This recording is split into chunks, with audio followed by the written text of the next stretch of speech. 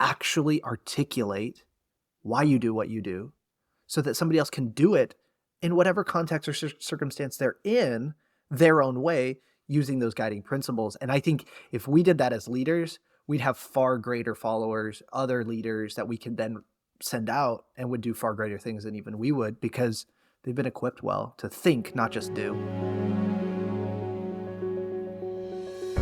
What would it look like for you to leverage everyday moments to develop those you lead? I'm your host, Tim Spiker, and this is the Be Worth Following podcast, a production of the People Forward Network. On this show, we talk with exceptional leaders, thinkers, and researchers about what actually drives effective leadership across the globe and over time. You just heard from Philip Engle, Senior Coach and General Manager of Focus 412. For the past 7 years, Philip has advised 200 executive leaders in 80 organizations across the United States on how to develop a healthy staff, healthy organizational structures, and healthy systems for getting work done. What's most unique about this work is that those 80 organizations are all churches. Since the vast majority of our listeners are senior leaders in business, you might now be asking yourself the question, what does leading in the nonprofit church space have to do with leading a business? I'll answer that question with a number of questions. First, how much followership would any of us have in our businesses if our organizations didn't pay people to be involved? What if our organizations could only fulfill their missions through people volunteering time and energy they had left over after they've met their obligations to their full-time jobs and families? Under those circumstances, how successful would we be as leaders? You see, leading in the nonprofit space can be some of the most demanding and challenging leadership that exists. And that is why I'm excited for you to hear from Philip. Now, aside from his work with Focus 412, Philip is also currently serving as an operations advisor for our organization, the Aperio, helping us to establish scalable systems to support the leadership development work we do with our clients. Philip learned early on from one of his very first leaders that leadership development can happen in unexpected places. And that is where we begin our conversation. In the space that I work in the church and nonprofit, my relationship with God was pivotal in that first year of college and turning my heart from what I thought was going to be medicine and sports medicine specifically to really getting an undergrad in Bible, master's degree in ministry studies, and then another master's degree in secondary education. I thought the education world, but really truly fell in love with the freedom that you have in ministry and how to walk people through being developed. That was a big turning point. So then a lot of the influences in my life were, that first pastor that ever just gave me a chance. I look back on a lot of our interactions, and what I would say he did really, really well is he narrated his leadership. What I mean by that is he would take me to a hospital for a hospital visit, and he would talk about, hey, it's really important you don't sit on the bed. Like stuff that you would think is yeah, no, duh. But it's but let me tell you why. Or, hey, we just got news that somebody's just had a loss in their family and we have the drive. And he's just talking about how to ask questions and how to take notes and what you're looking for and you don't have to have the answers, And so he was a massive influence in my life and in the first season of really becoming a professional and trying to understand what that is. Obviously, there's a lot of influences externally, in podcasts and books that I'm a systems guy, I'm a strategies guy. So I love listening to that, both in the business world, Patrick Lencioni, and then the church world, Craig Rochelle. Great thinkers make complex ideas simple and then also have practical steps that are tied to it. Oh, that's my sweet spot. That's amazing. Going back to the story from your first pastor, what a simple concept, but what an opportunity from a developmental standpoint, this idea of narrating your leadership.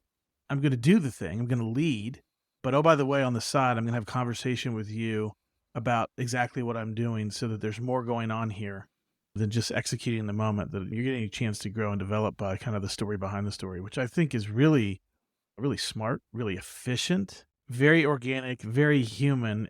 To me, it connects in one of the things that we talk about with our clients is the idea of being authentic. And part of authenticity, I think, is letting people into the narrative in our heads that's behind the scenes, and not just letting them know what we think, but maybe even more importantly, at times letting them know how we think. And so that's what I hear you say when you describe how he shared his leadership with you. It's interesting that you just said the word efficient. Um, I know this is you asking me questions, but is it all right if I ask you, like, how in your world do you see that as more efficient?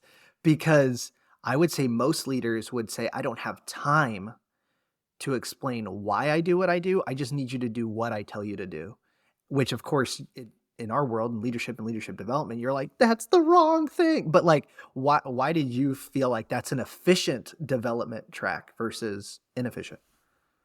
Because you're taking advantage of something that's already happening. It's not a big program or a big offsite or let's go take this trip. It's, hey, here's the thing that we're doing to lead anyway. Now, let me just take 2 minutes before I head in here to let you know what I'm thinking. And yes, to do it really well, there's perhaps a debrief afterwards where you have 30 minutes, but compare those 32 minutes to going off site for a week. I mean, it's not even a comparison. And that's why I see it as efficient. You're taking advantage of things that are already in place. I mean, along those lines, as I start to get going myself here, there are two things that many leaders have access to take advantage of, and that is food and windshield. I mean, to have meals, you're going to eat anyway. Yeah. Yeah. So That's why true. not take advantage of that time to be with people? I know not everybody's extroverted, so you have to manage that part of it, but you're going to eat anyway. And if you're in the type of business where you've got to be in the car going from one location to another, there are some really hardcore leadership developers out there who would say, never take a trip by yourself. Always have somebody in the car.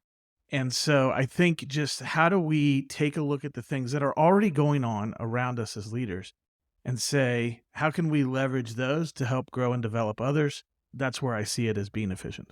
That's so good. I know you listeners are young leaders, or if you're leading young leaders, what I would say in this context that really amplifies this type of leadership development is if you're a young leader, ask a lot of questions.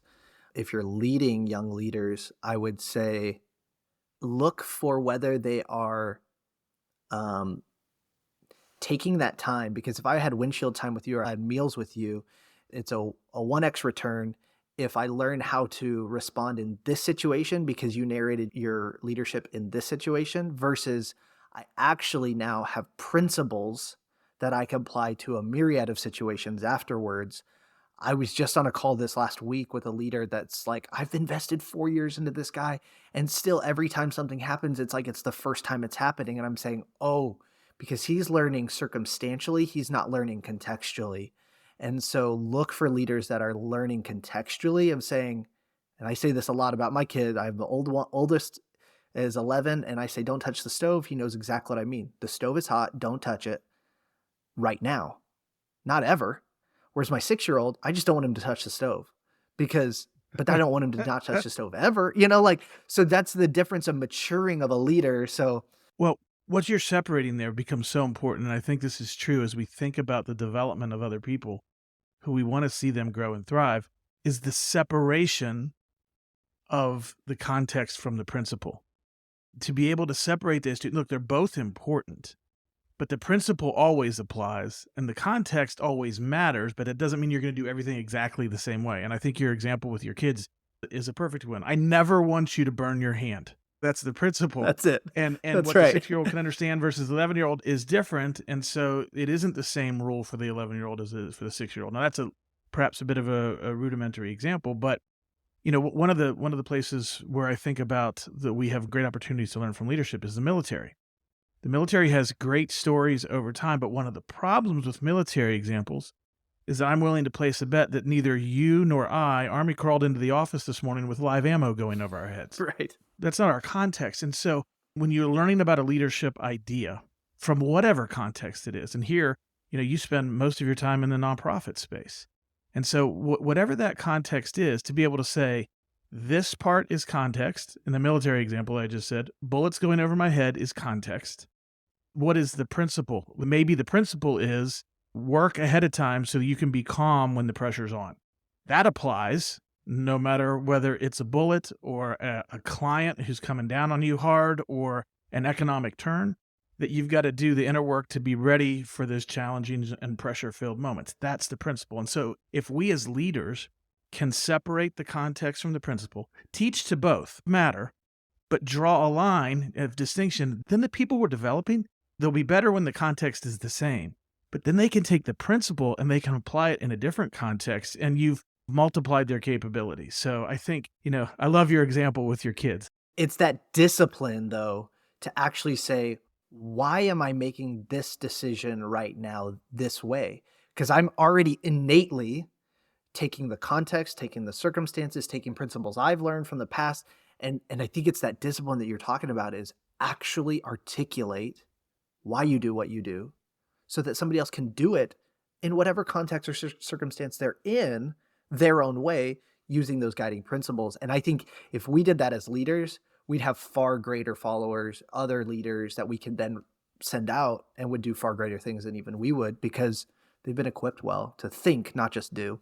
Yeah, boy, that's really good. My heart is breaking just a little bit as you're saying that, because I'm thinking back earlier in my career, thinking back of sitting in an office with a junior executive who had tons of credibility and lots of capability. And as we sat and talked about his influence in the culture and his opportunity to really put his fingerprint in a very healthy way on the organization, and the more we talked about his opportunity to shape the culture, the more he pushed back. And what he said was, it'll just happen.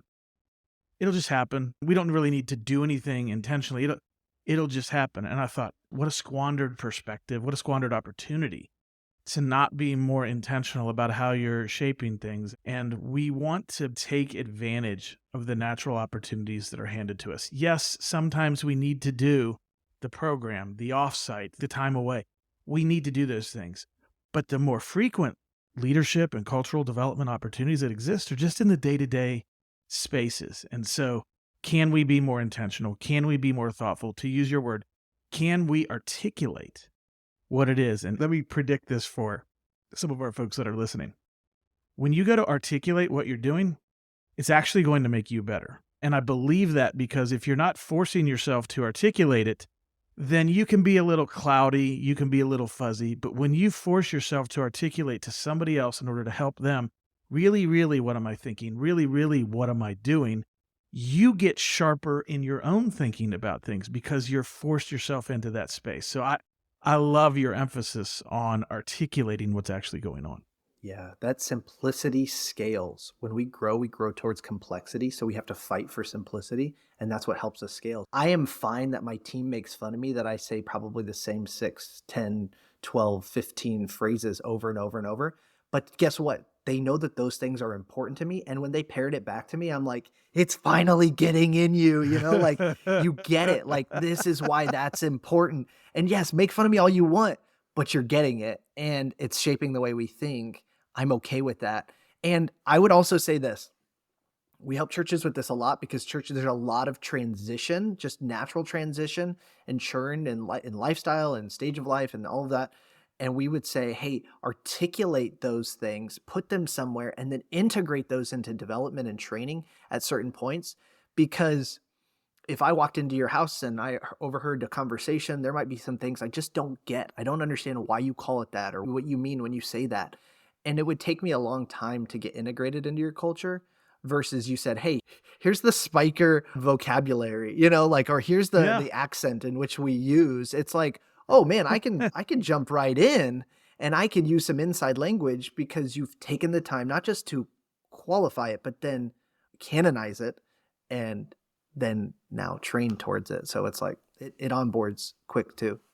I'm really struck by what we've talked about so far because the reality is you spend most of your time advising leaders in the nonprofit space. And the reason I want to take a moment to emphasize that is that there's not a hint of an ounce of anything that we've talked about so far that doesn't equally, if not more, apply in the for-profit space. And this is important for all of us who are engaged in this, you and I in the conversation and those that are listening, to be mindful of where and how we can learn things. I can learn from outside my role. I can learn from outside my industry.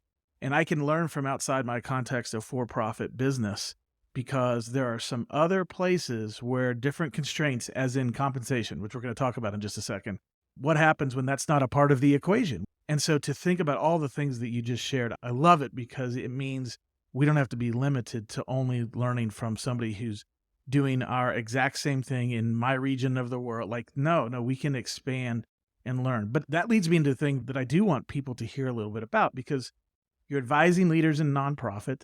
Yes, they have staff, but they're also, in terms of getting things done, they're relying on volunteers quite a bit. So for those of us that feel like at times we want to press the leverage card with regard to compensation, how good is our leadership? You want to find out? What if people don't have to follow you? What if people don't have to show up in order to pay for their kids' piano lessons? Then what happens? Do they still want to follow you? So let's talk a little bit about the things that are real in the non-for-profit world as you're advising leaders that probably those of us in the for-profit world should pay attention to, that you see on a pretty regular basis. That's a really good question. And it is a battle that I would even say everybody, even in the nonprofits, asking, like, how do I do this? How do I sustain this core, this army of people that are helping us accomplish our mission when I don't have that carrot, And it's cool because the ones that are really doing really, really well root it and anchor it in why we do what we do. It's connecting them to a greater purpose that each of us have inside of who you are, is that you want to do something great. You want to be a part of something great. You want to make a difference. There's gifts and things that have been placed inside of you that can become awakened when it's aligned with something greater than yourself. And so what we challenge churches and leaders to do is say, okay, how can opportunities that you have, that you need to get done, connect to the gifts and the desires that they already have within them? And if you start making those connections, it's not about what you can do for us. It's ways in which you were created and ways in which you were wired that can become awakened when you take a step of faith or when you take a step of making yourself available. It's much greater than any money that I could pay you, because it's a lasting motivation, not a temporary one. And so that I think first and foremost is saying, how are we helping them understand why what they're doing is far greater than just the what of what they're doing, which again is why I love the Imperio so much, is because it's who, it's not what, it's who you were created to be. It's not what you were created to do. That really becomes alive when you start looking at the essence of an individual. As you say that, it really makes me think, we cut leadership into a couple of different big buckets. You mentioned one of them, the who of leadership.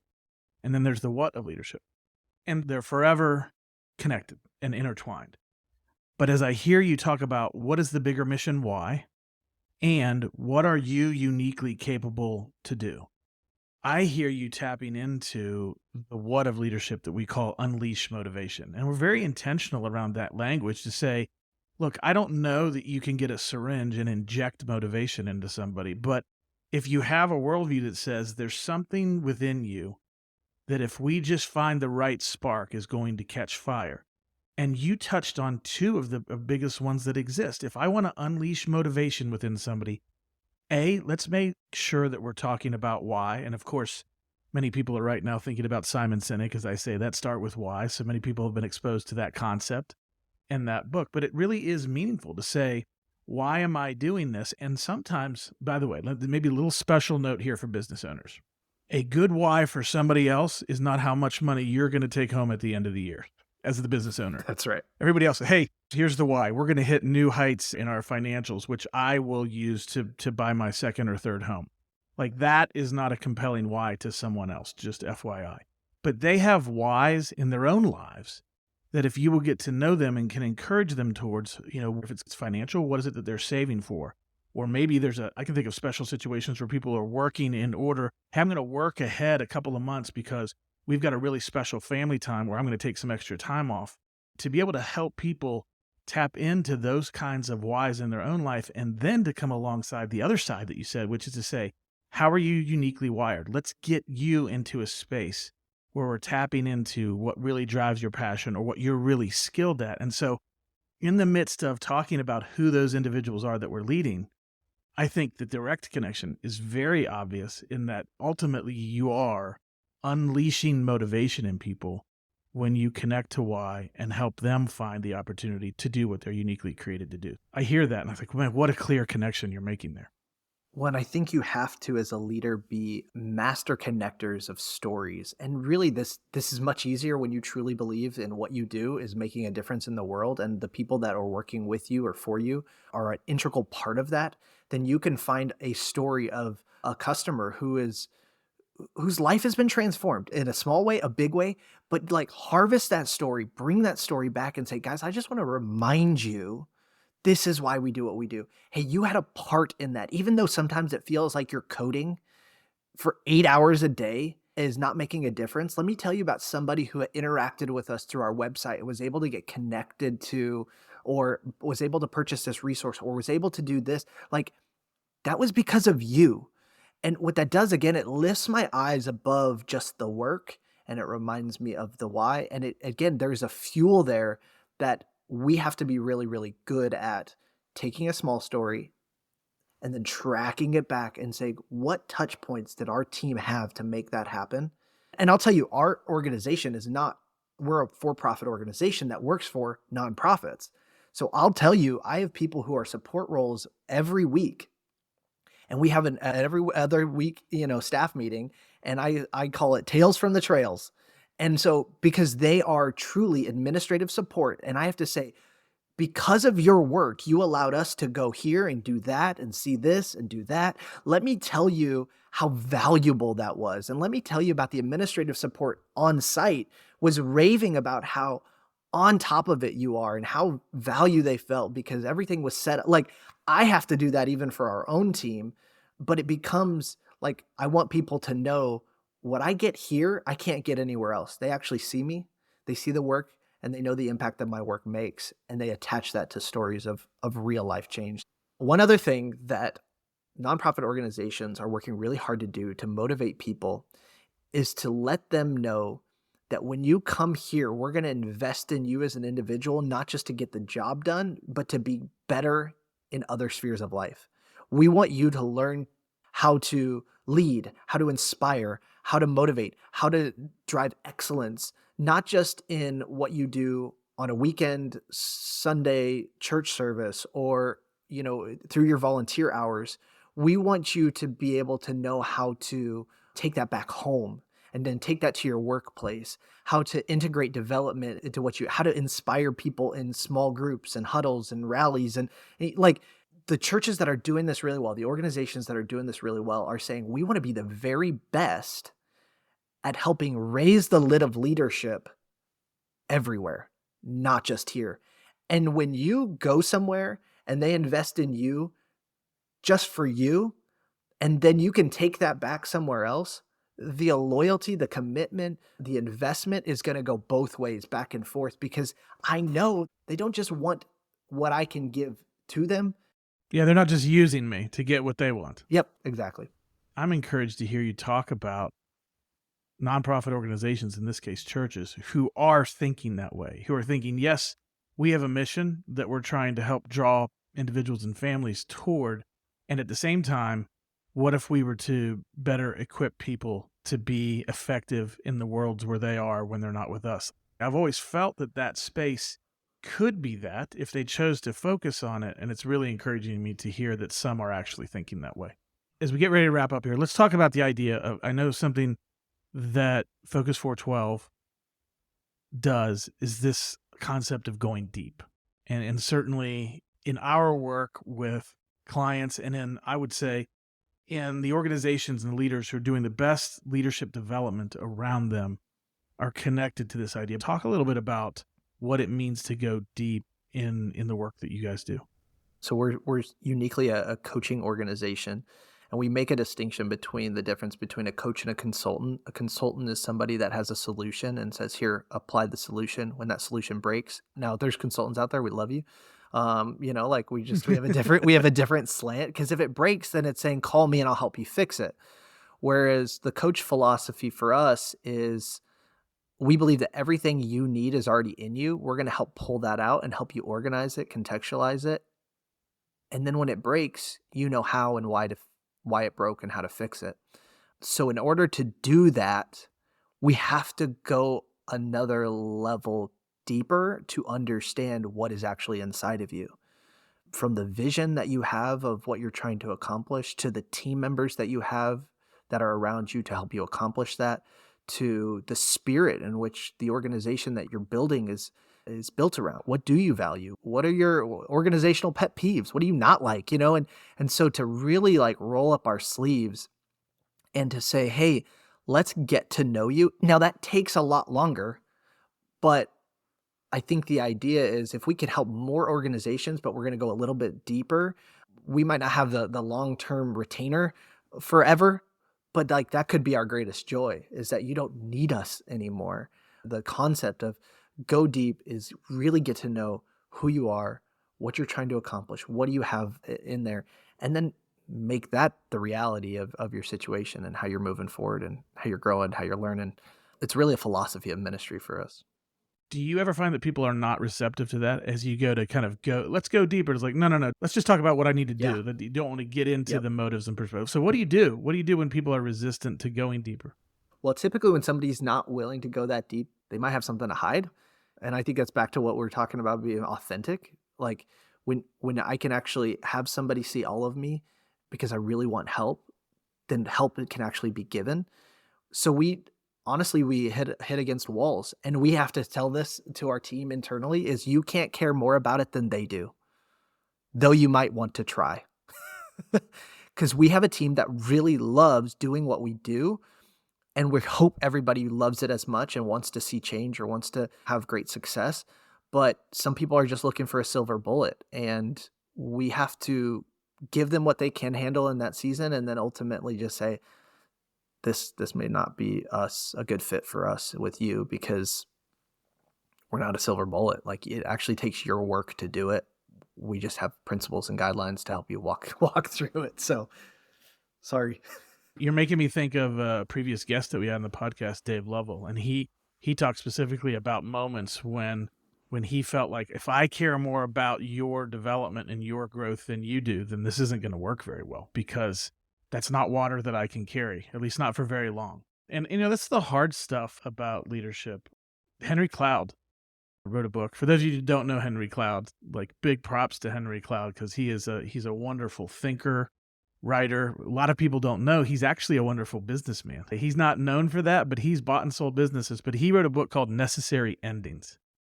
And it is a genius of a book that really opens all of us up to say that sometimes there's a season for something. And I think we probably know that intuitively, but to give permission and also to look for those telltale signs. And I think, what you're expressing here, Philip, is one of those telltale signs. If I seem more excited and more engaged for your development than you do, maybe I don't pull the plug right away. Maybe we have a conversation about it. But if we have a conversation about it and things don't change, we're probably in one of those necessary ending spaces, I'm guessing.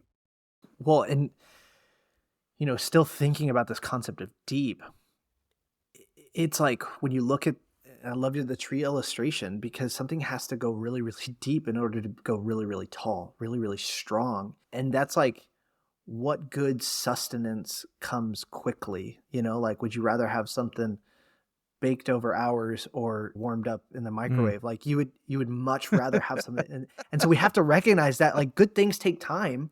And so even in what we call our partnerships, it's like we have to go deep and we have to learn you in order to prescribe the right thing and to help in the process. And just also knowing, we even say this from the very beginning, things are going to get more confusing before they get better, because we're getting everything on the table. And the way that you used to look at it might be different because you're inviting outside perspective. But the hope is that we take time to really evaluate everything that is on the table and even approach things a little differently in the future. We can see a far greater return. So like, don't be afraid of the hard work. I mean, if I even think about the stream of our conversation today, it's like, take time to narrate your leadership. Hey, take time to actually articulate what your leadership is and narrate that. Like, it just takes time. But as those things get planted, it's going to bear a ton of fruit, over time. There might be some folks who are connected to Church World who are thinking, hey, my church would benefit from interacting with Focus 412, from interacting with Philip Engle. Where's the best place for them to go to get to know a little bit more about the work that you guys do and to connect with you? Yeah, that's awesome. It's focus412.com. We work primarily with churches, nonprofit organizations, but have also done some work with businesses in the areas of systems, structure, and strategy. So that's the really big focus for us. A little history is we were saying, hey, I think the leadership pipeline, how to develop leaders, is a really good system we want to introduce to organizations. And it was like a healthy transplant in an unhealthy body at first. And the system was planted but it didn't ever take root. So what we did is we zoomed back early years and said, so let's focus on getting healthy organizations, looking at the culture, looking at their structure, looking at their people, looking at their systems. And now we can implement some really great systems like a leadership pipeline to flourish and grow. So that's really the heart behind it, is we want to help create healthy organizations. And so we try to take a holistic approach of all those elements, how they fit together, how they're defined uniquely for you as a leader and your context. So focus412.com is a great place to do it. And yeah, shoot us an email. Yeah. Well, I will say this as we close out. I am very thankful that we at the Aperio are benefiting from your experience in terms of helping us get better at our systems and our structure, but all with the heart towards developing leaders that you bring to the table. So we get to sit on the other side of that here as Philip is an operations advisor for us. And I can vouch for the fact that we are getting better because of your advice, my friend. So thank you for what you're doing for us. Thank you. I'm so grateful to Philip for sharing with us. Didn't you just hear the heart of a coach as he was sharing?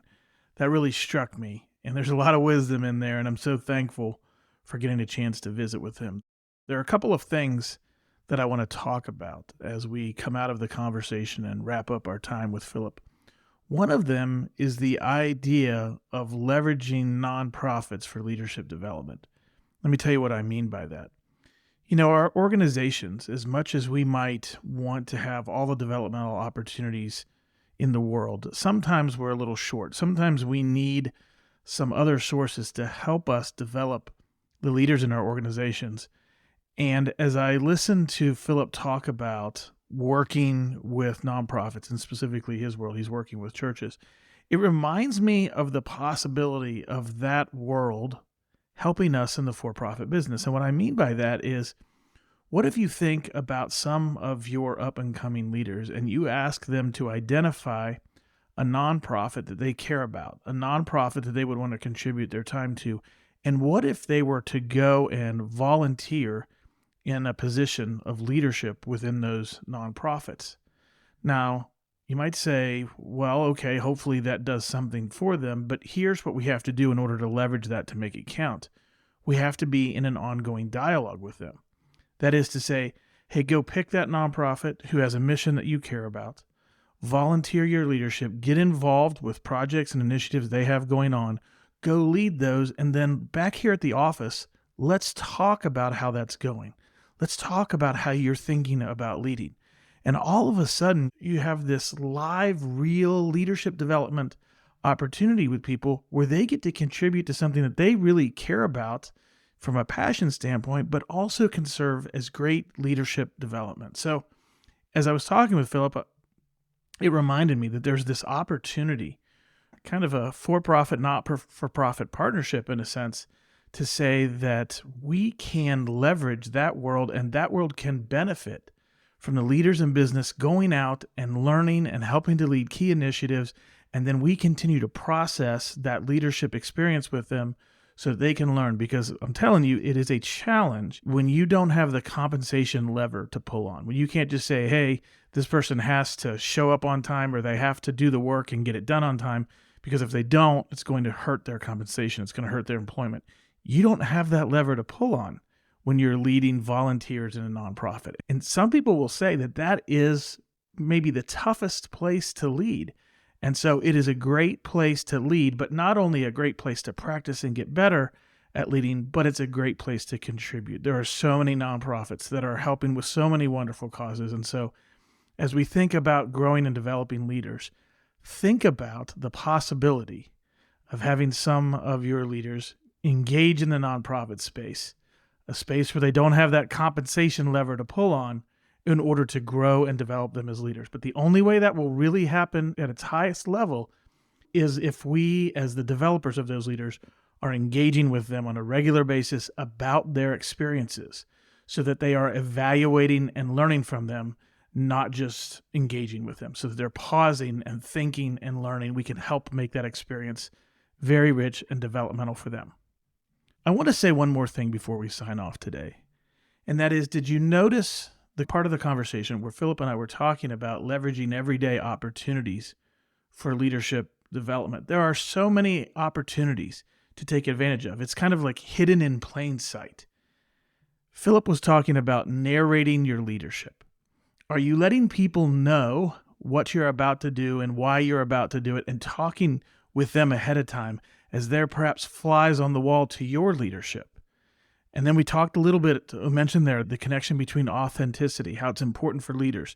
If we're going to develop other leaders and let them in on what's going on, part of it is that authentic piece where we don't just tell them what we think, but we tell them how we think. We tell them how we're processing and what we're planning. And why did I say that at that point in the meeting? And why didn't I raise an objection, even though I'm wondering how, all of the inner monologue is a possibility. If we will narrate that, as Philip, I love that terminology. If we will narrate our leadership thinking and share it with others, and then ask for their feedback. Hey, what do you think about what I think? So there's just a really rich opportunity in everyday interactions. And this idea of narrating our leadership is one of them. We also talked then a little bit about car time or meal time. These opportunities are around us all the time. So I want to leave you with this question today. Are you taking advantage of the everyday opportunities that are around you all the time to grow and develop the leaders around you? I'm Tim Spiker, reminding you to be worth following and to follow us wherever you receive your podcasts.